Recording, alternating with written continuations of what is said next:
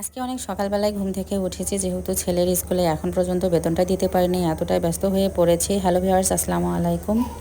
তো যেহেতু আজকে স্কুলে যাব, তাই সকাল সকাল উঠেই আগে খিচুড়িটা রান্না করে নিলাম। এই তো খিচুড়ি আমি আর আমার ছেলে খেয়ে রওনা করলাম। আর এদিক দিয়ে চা বানিয়ে দিয়ে গিয়েছি, ওরা সবাই এখন চা নিয়ে নিজেরাই খেয়ে নেবে। আর আমার শাশুড়ি আমাকে একটা দেশি মুরগির ডিম সিদ্ধ করে দিল আমার ছোট ননদ।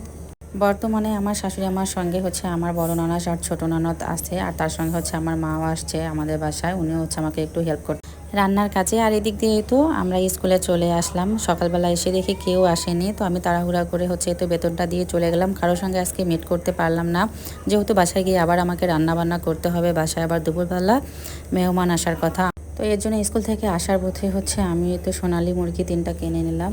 তো মুরগি নিয়ে আসার পথে একটা মিস্টেক হয়ে গেছে। আমি আমার মেয়ের জন্য অনাসের বাসায় ঢুকেছিলাম। ওখানে ঢুকেই মুরগিগুলো রেখে গাছ থেকে পেঁপে পেরে নেব, এই জন্য তো মুরগি ওখানে রেখেই আমি বাসায় চলে আসছি। আর এদিক দিয়ে আমার মেয়ের জন্য অনাসও স্কুলে চলে গেছে। পরে আবার বাসায় আসার পর আবার আমি তো এই রাস্তাটা যেতে হয়েছে আমার মেজন অনাসের বাসায় গিয়ে। একটা টেনশনে ছিলাম যে রাস্তায় ফেললাম না ওখানে রেখেছি, একটা টেন্স কাজ করতেছিল আসলে।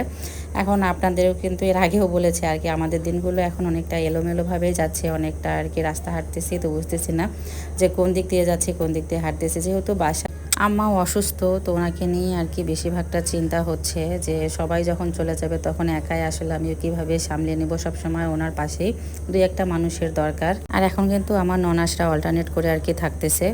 ওনার সেবার কোনো ত্রুটি হচ্ছে না, আলহামদুলিল্লাহ সবাই অনেক ভালোভাবে করতেছে। এখন বাকিটা আল্লাহর হাতে, আল্লাহ যেন সুস্থ করে দেয় আমার শাশুড়ি আম্মাকে খুব তাড়াতাড়ি, এই দোয়াই করবেন সবাই। তো দুপুরবেলায় তো মেহমানরা আমার চলে আসছে, আমার 2 খালা শাশুড়ি আর খালা শাশুড়ির ছেলে মেয়েরা মিলে আসছে। তো এদিক দিয়ে আমি এখন ভাজি করে নিয়েছি সব সবজিগুলো দিয়ে। মূলা, বেগুন, পটল, আলু সব কিছু একসঙ্গে করে ধনেপাতা দিয়ে ভাজি করলাম। তার সঙ্গে বুটের ডাল, মুগের ডাল, মসুরের ডাল আর ঠাকরি ডাল একসঙ্গে রান্না করেছি, ভালোই লেগেছে ডালটা খেতে। আর তো 2টা মুরগি আমি আলু দিয়ে একটু ঝোল ঝোল করলাম, যেহেতু এখন গরুর মাংস খাওয়া যাচ্ছে না। গরুর মাংসে কিন্তু এখন অ্যানথ্রাক্স একটা রোগ আসছে। তো বিশেষ করে আমাদের এই মিঠাপুকুরে কিন্তু এই রোগটা বেশি ছড়িয়েছে, এই জন্য আমরা এখন গরুর মাংস কিনতেছি না। তাই আজকে মুরগি দিয়েই মেহমানদারি করলাম। আর তার সঙ্গে গতকাল ব্যাপারীরা কিছু ধান নিয়ে গিয়েছিল, আবার কিছু ধান রেখে গিয়েছিল, আমাদের রোদে দিতে বলেছিল। সেই ধানগুলোও আবার আমি তো দুজনকে নিয়ে রোদে দিয়েছি, ওগুলো আবার শুকানোর পরে ব্যাপারীগুলো নিয়ে গেল।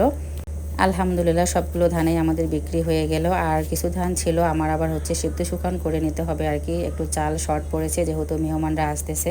আর এখনও কিন্তু নতুন ধান আসা প্রায় 1-1.5 মাসের মতো বাকি আছে।